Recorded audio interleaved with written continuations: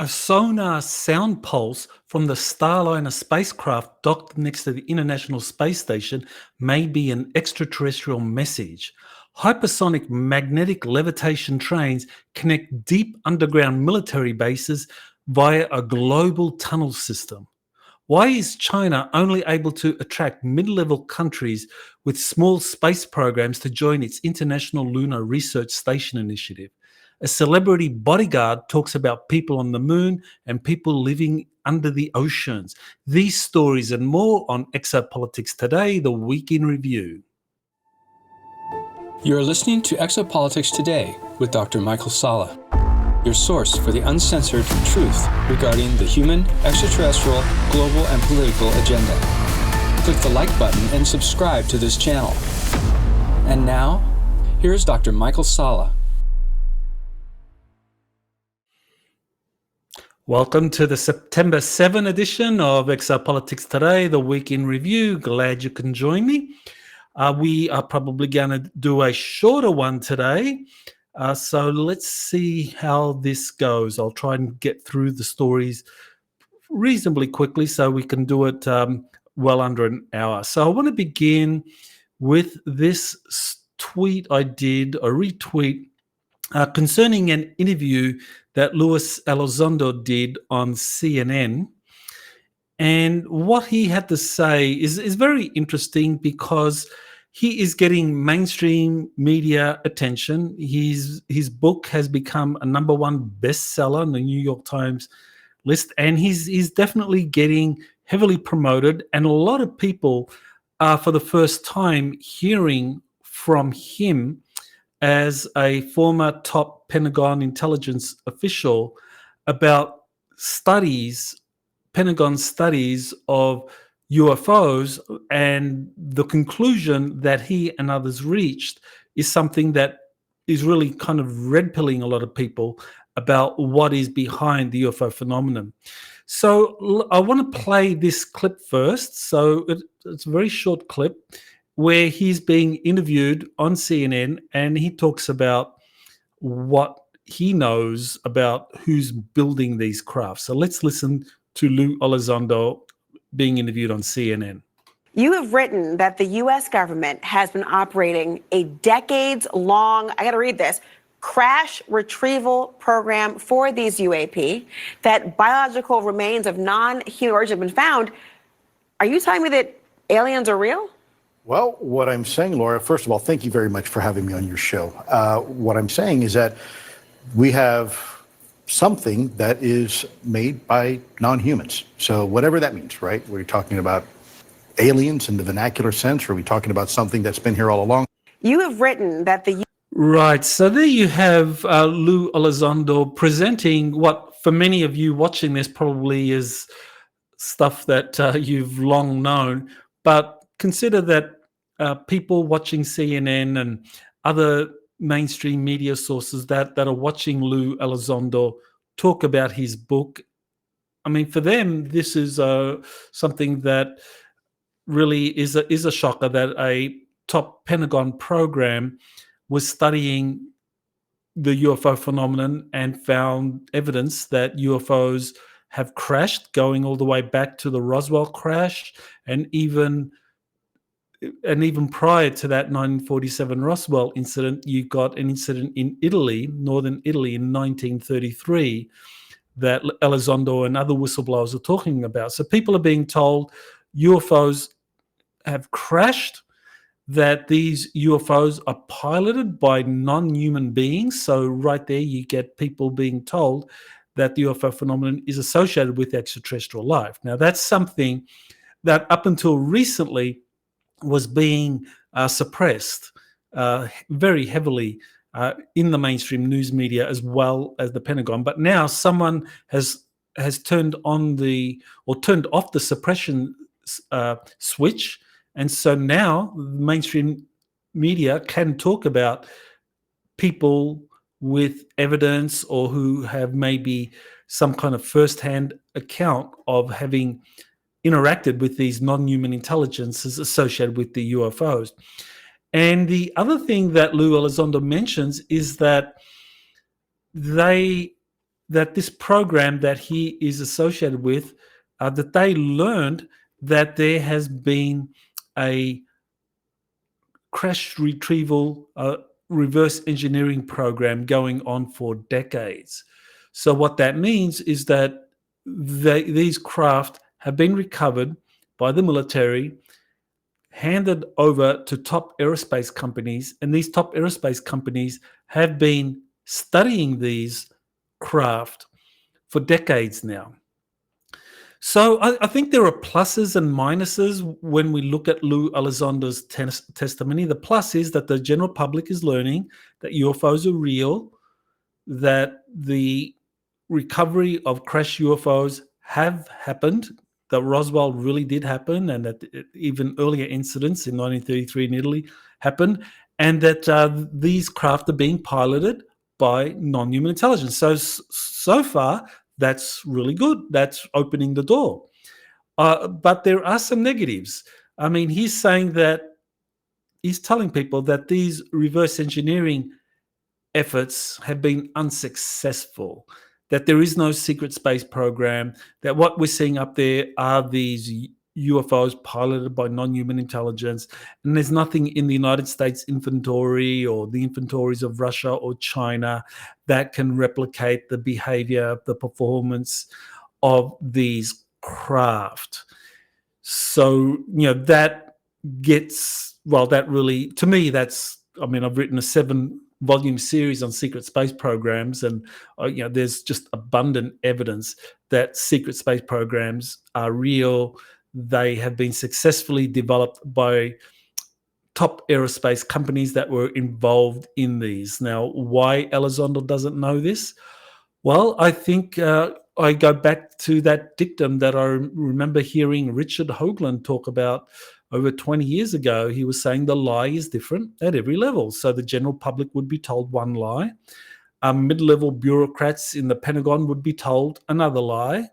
And even senior level officials in the Pentagon or in Congress would be told another lie, and so on it goes. That the lies exist at these different levels, but when you get to the deepest, innermost level, it's like, yes, these craft have been successfully reverse engineered, and that they are in operation today, and that what we see in the skies, people are seeing, a majority of those are actually reverse engineered craft, not extraterrestrial craft.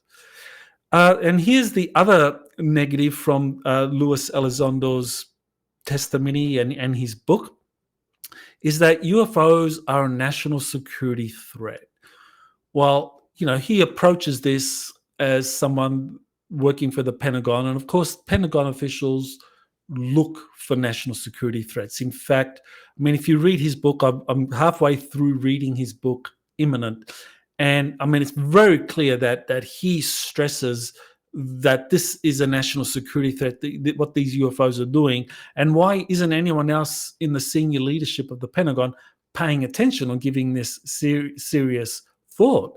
And of course, because he failed, or in his view, failed to impress upon the Pentagon officials the seriousness of the UFO threat, he decided to quit and go public, and that happened back in 2017, and led to a story in the New York Times that kind of launched this new phase that we're in.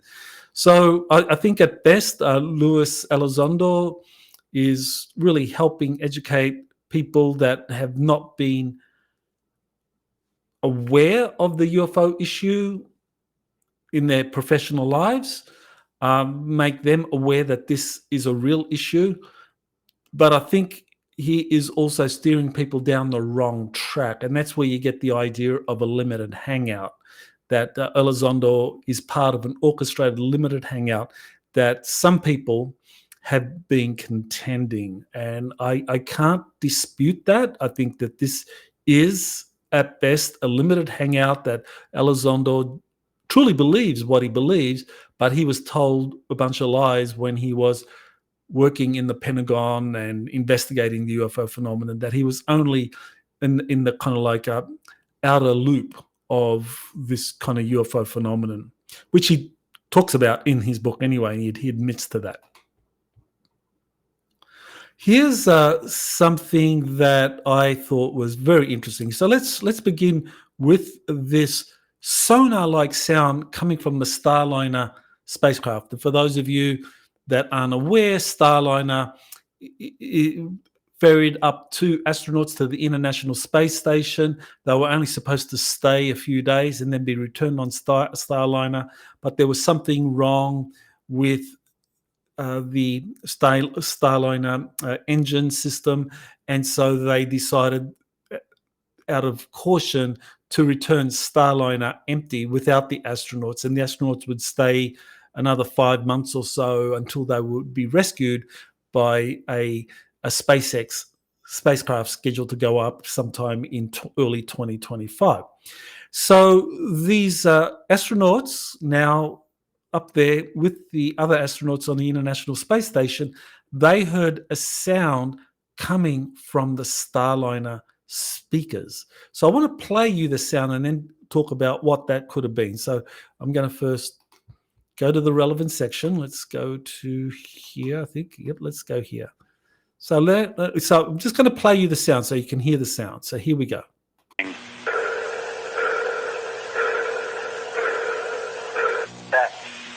All right, Butch, that one came through. It was kind of like a pulsing noise, almost like a sonar ping. Yeah, I'll do it one more time, and I'll let y'all scratch your heads and see if you can figure out what's going on. Here we go.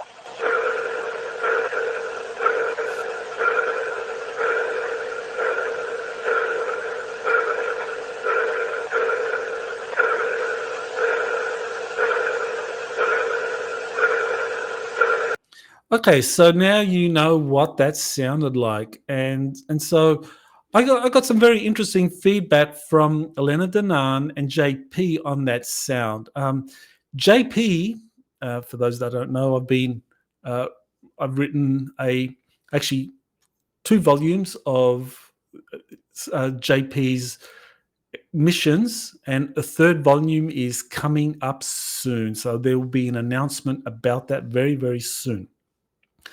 So this sound, JP says, he heard when he was inside the space arcs.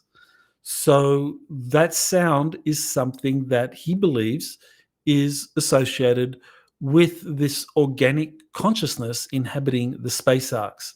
So this is something that Elena Danan picked up on as well.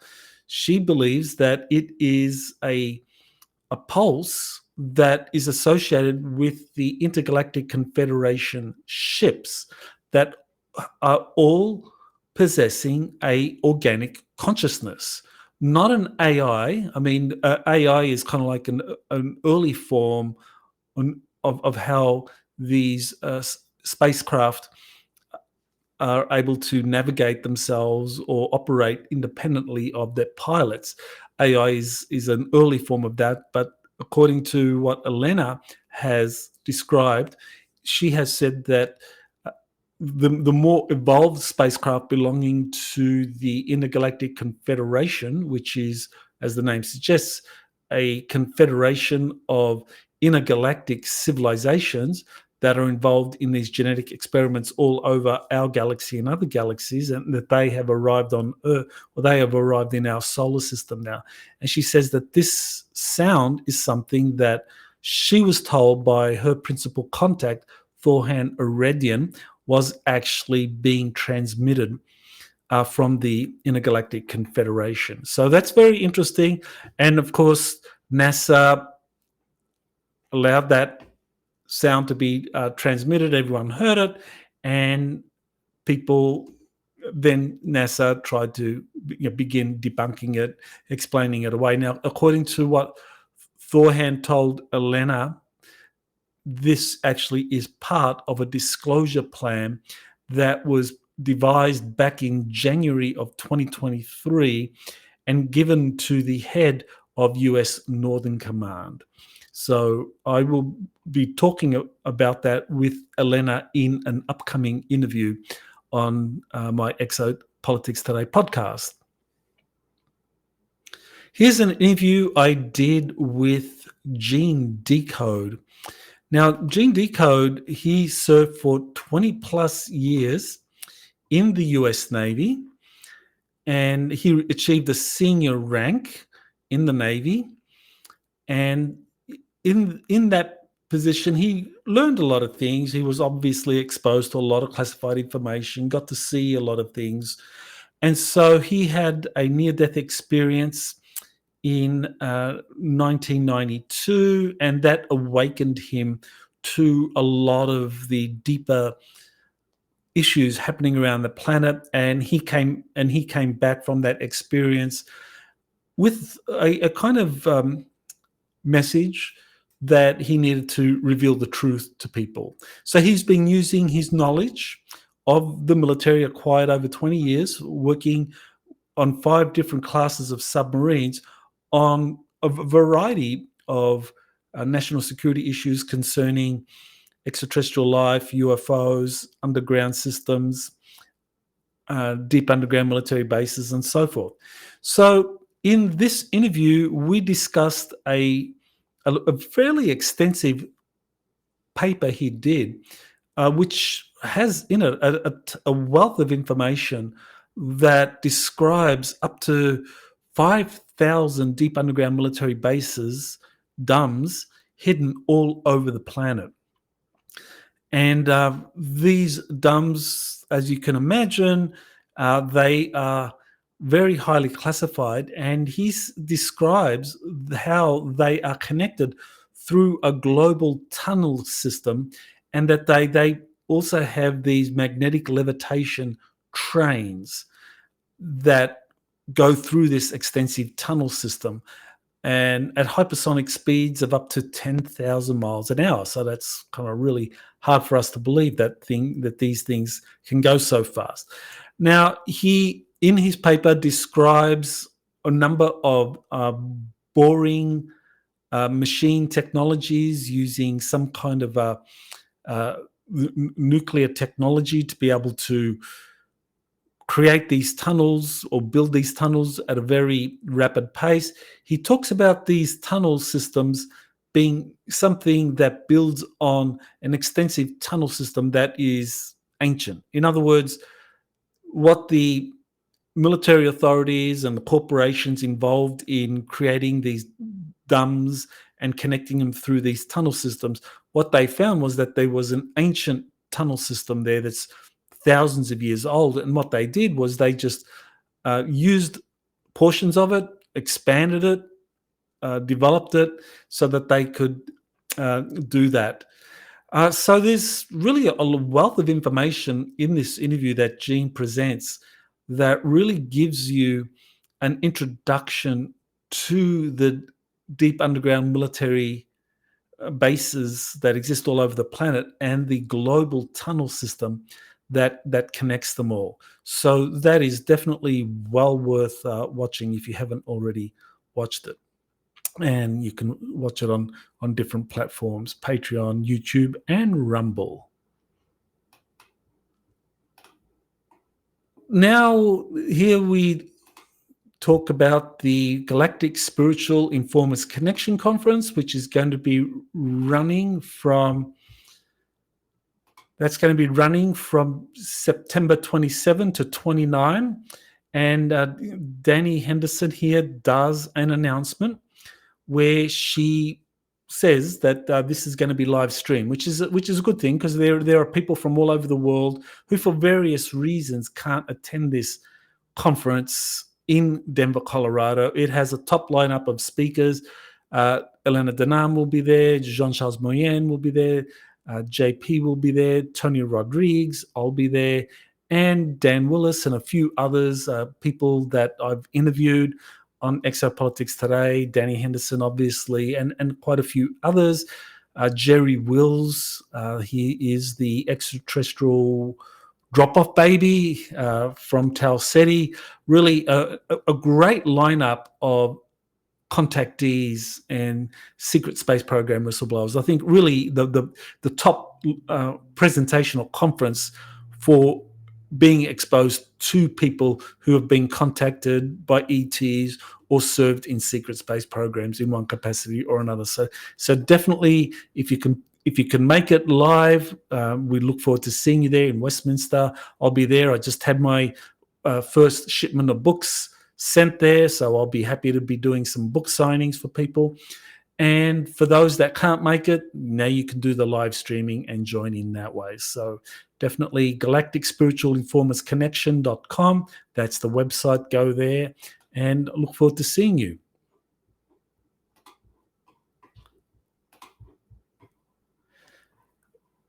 So here is an interview I did on Redacted with Clayton Morris.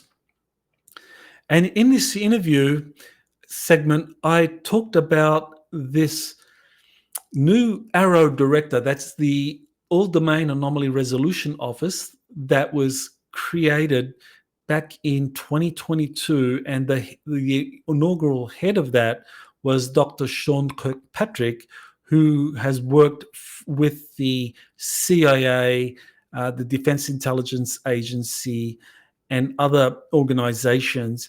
And he really was a gatekeeper. I mean, even though the AARO office was set up so that whistleblowers could come forward and talk about their experiences, and that information could be shared with the general public so that they could learn about what was really happening with UFOs.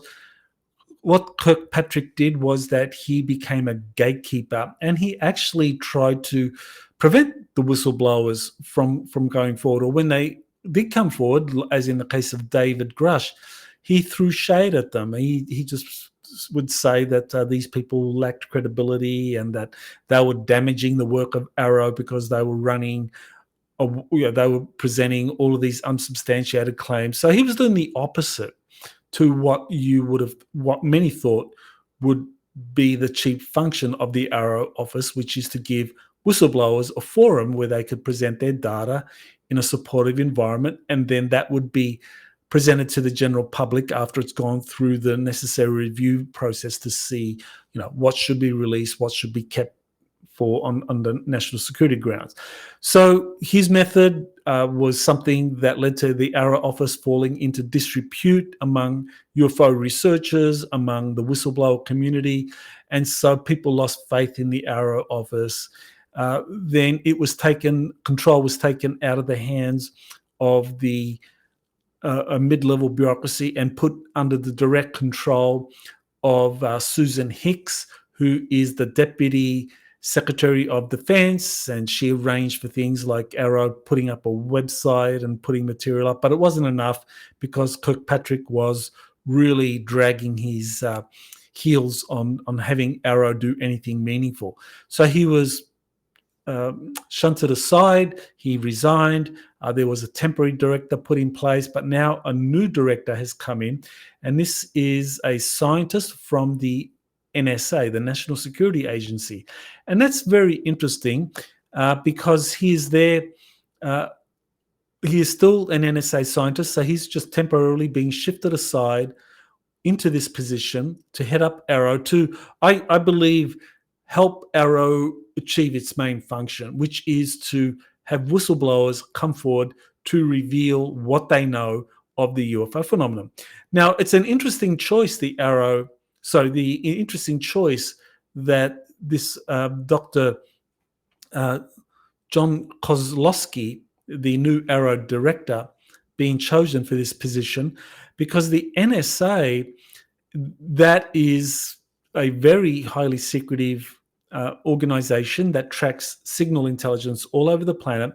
And there have been a number of whistleblowers that have come forward who have talked about the NSA being involved in the UFO phenomenon. Now, some of the whistleblowers that I talked about in the Redacted interview that I'm familiar with, people like Dan Sherman, who actually worked for the US Air Force for 12 years as a cryptographer.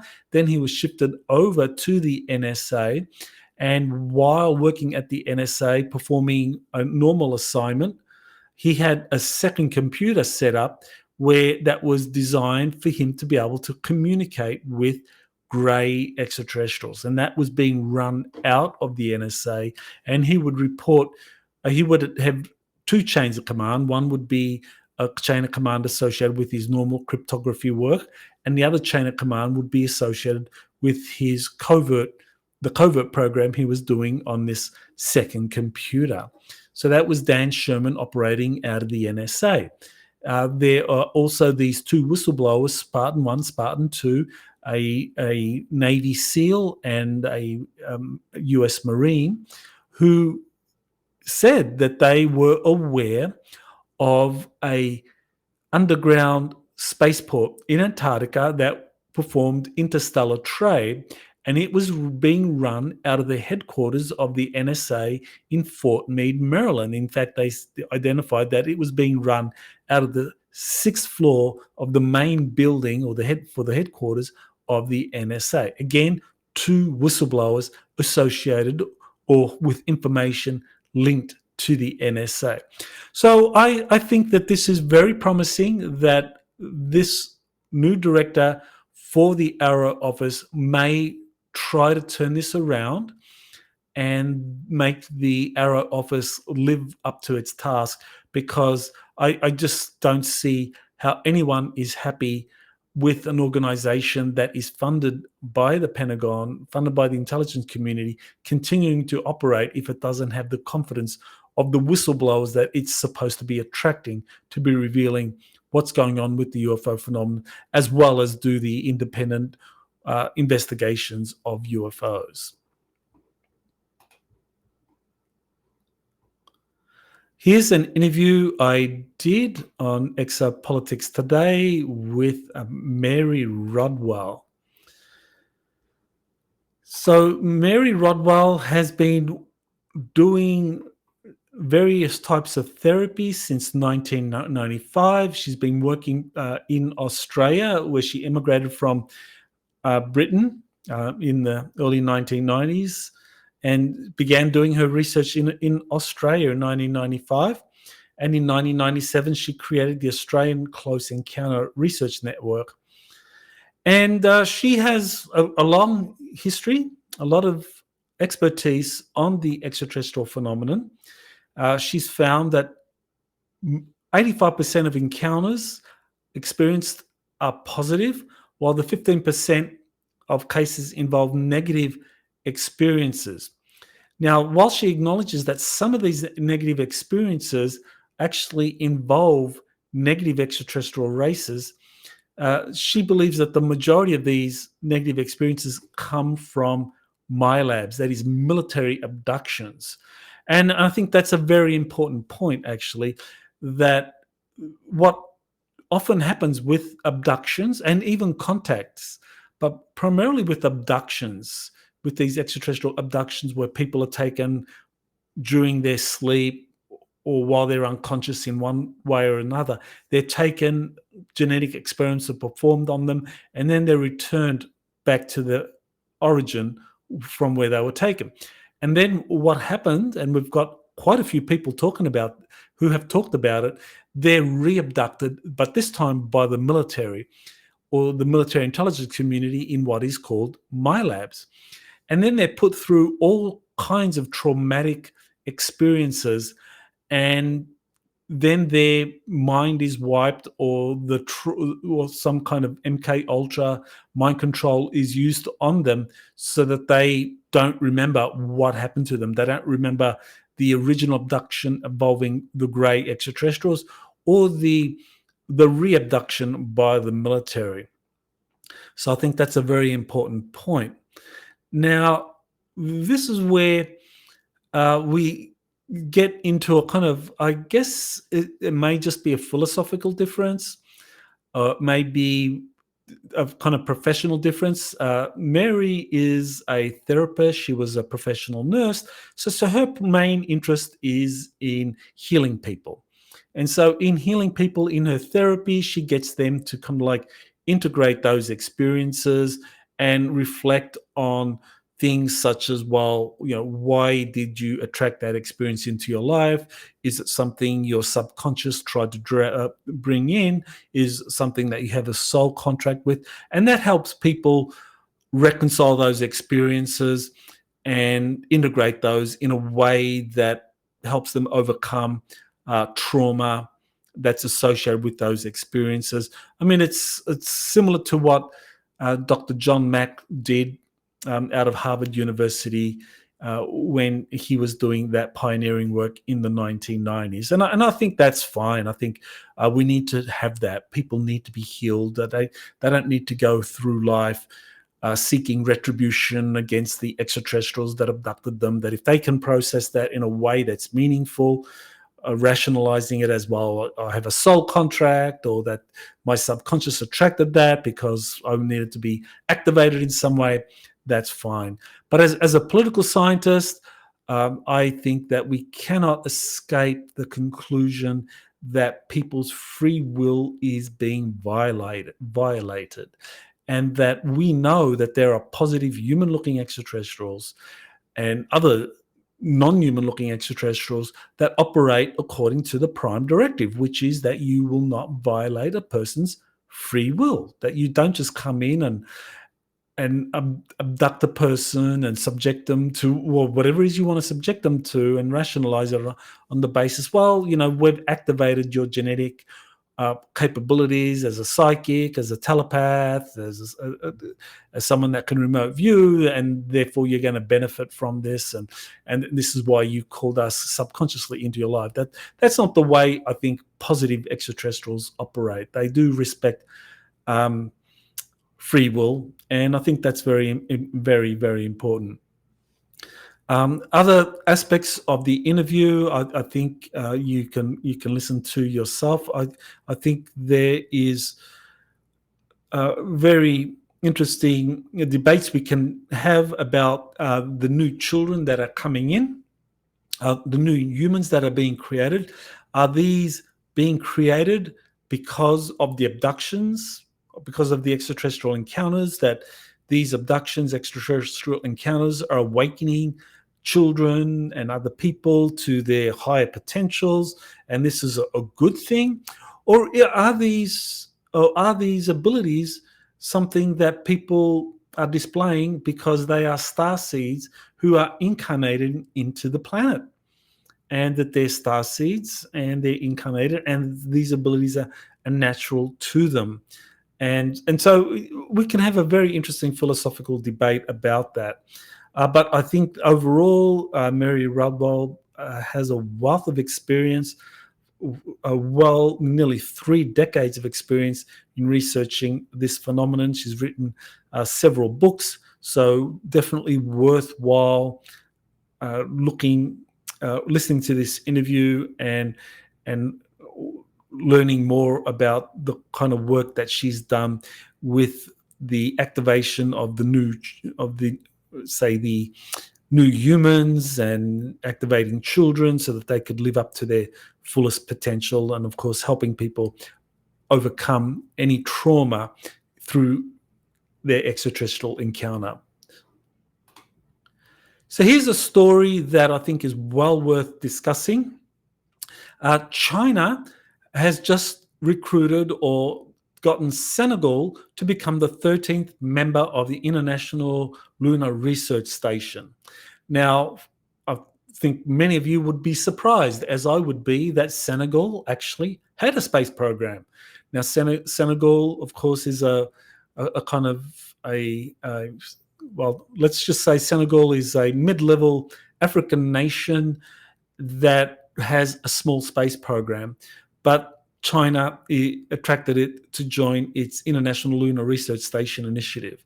And if you look at the other countries in China's International Lunar Research Initiative, apart from Russia, they're all kind of countries, mid-level countries, with at best small space programs, if not non-existent space programs. So you have to ask yourself, so why is China only able to attract kind of small mid-level countries, aside from Russia, to its Lunar Research Station initiative, whereas the Artemis Accords has been able to attract all the major space powers? We're talking Japan, we're talking the European Union, France, Germany, Italy, Brazil, India. Why has the US-led Artemis Accords been able to attract all of these countries when China is not able to do it. And I'm sure Russia wouldn't be part of this International Lunar Research Station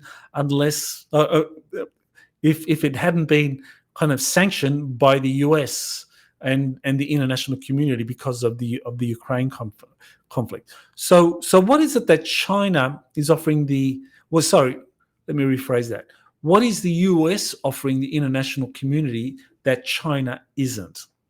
And here's what I think is really going on.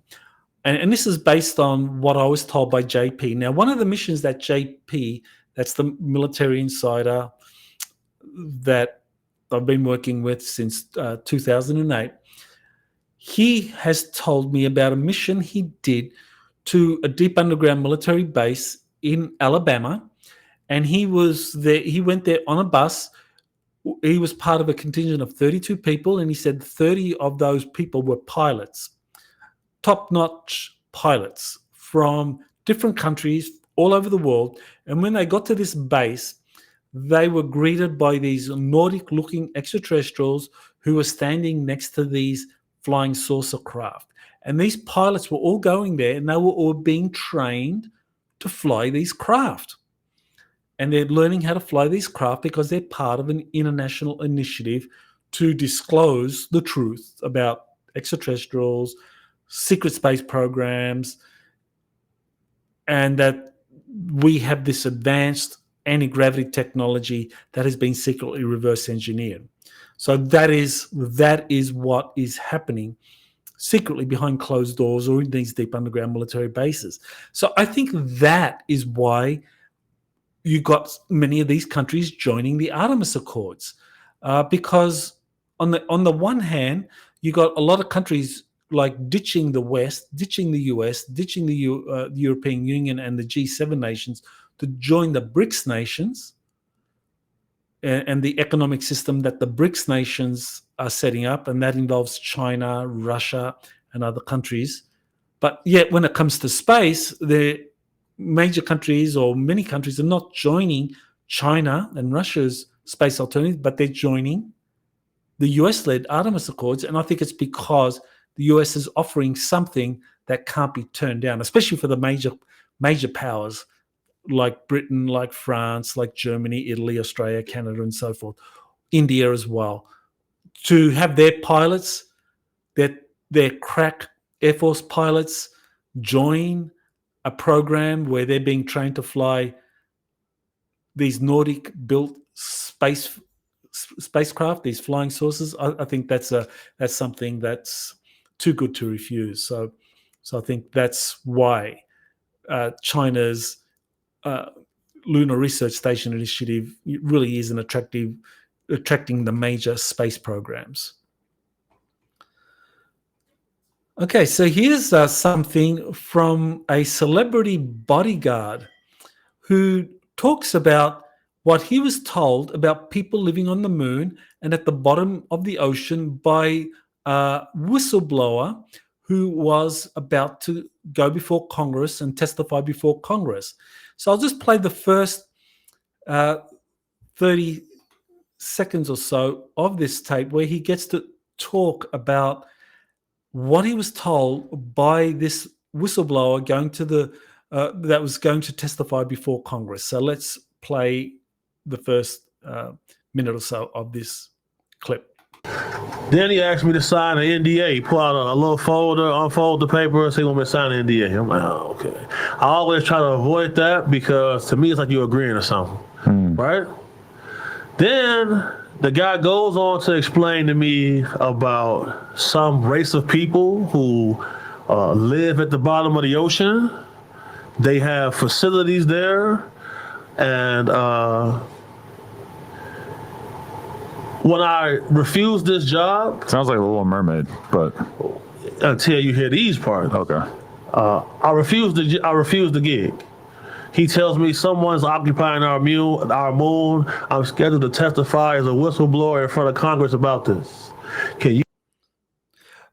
So there you have someone who is a celebrity bodyguard. So he's used to being a bodyguard for high-profile individuals, and as he said, he turned down the gig. So I mean, he's obviously well paid.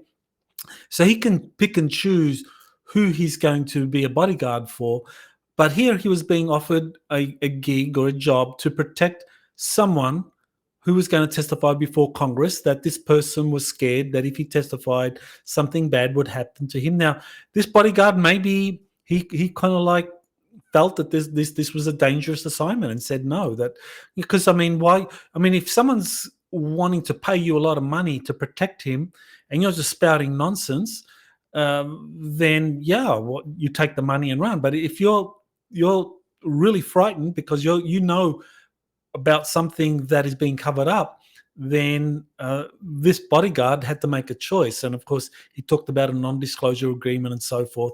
So what he talked about here was this whistleblower told him that he knew of people living under the ocean and also of people living on the moon. There's life on the moon. Now, this is what I was told.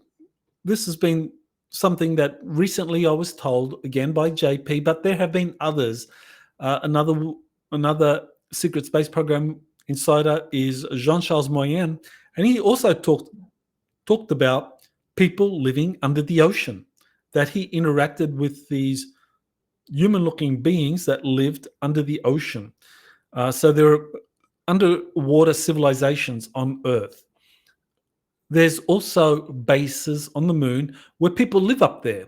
So you actually have people being born and living all their life on the moon. And JP has, on several of the missions, talked about meeting people coming from the moon, people who were born on the moon, were raised there. This is an individual JP described as Lovent. He's also described extraterrestrials, Nordic-looking extraterrestrials coming from the moon. So they are living and working up there on the moon. So I think that what this is corroboration for what people like JP, Jean-Charles Moyen, and others have been saying about people living under the oceans, on the moon. And I think this is part of the disclosure that is coming our way. All right, so here we go. Today actually is my very first Exopolitics monthly briefing. So this is something that is new. I haven't done this before. And so what I plan to do in these Exopolitics monthly briefings, I'm going to offer them once a month. And that each month I will go over the preceding month's news and also what is happening more recently. So what I'm going to do in each of these monthly briefings is start off and give you a presentation on the top 5 Exopolitics news stories over the preceding month. So every week I do one of these Exopolitics Today week in reviews, and I go over the top stories that week. So once a month in this webinar, I will look at those stories and pick out the top 5 that I think are relevant and worth emphasizing, and for me to be able to kind of dig a little deeper into to present to you, because that is really, I think, important for what is coming down the track. So I will present the top 5 Exopolitics news stories over the month, and I'll rank them so that way eventually maybe I'll run a little competition and say, okay, anyone picks the top 5 stories I'm going to run each month, then I'll send you a free autograph book or something like that. Now, the next regular segment will be focusing on current geopolitical events from an exopolitical perspective. I mean, we know that there are geopolitical events happening all over the planet, events in places like Ukraine, in Israel, Palestine, in Taiwan, North Korea, and so forth. And typically people who talk about these, international experts, they present their information from a geopolitical perspective, and they use open source literature to be able to give a detailed understanding of the dynamics between the different parties in terms of, battles being fought, psychological operations being conducted, the kind of political maneuvering of various elites associated with these conflicts and so forth. But what I want to do is look at those same conflicts and not regurgitate the geopolitical analysis of these individuals. Many of them are they present very good geopolitical analysis. We're talking about people like Scott Ritter, Colonel Douglas McGregor, the Alexander Mercurius, and many others, John Mearsheimer. These people present excellent geopolitical analyses, but what they miss is the exopolitical, because they don't study this stuff. They're not aware of this stuff. So this is where I get the chance to talk about geopolitics from an exopolitical perspective. So that's great for me because, as you probably are aware, I used to teach international politics at American University and earlier at the Australian National University. So this is great for me to be able to kind of go over the geopolitical arena again, but this time present it from an exopolitics perspective.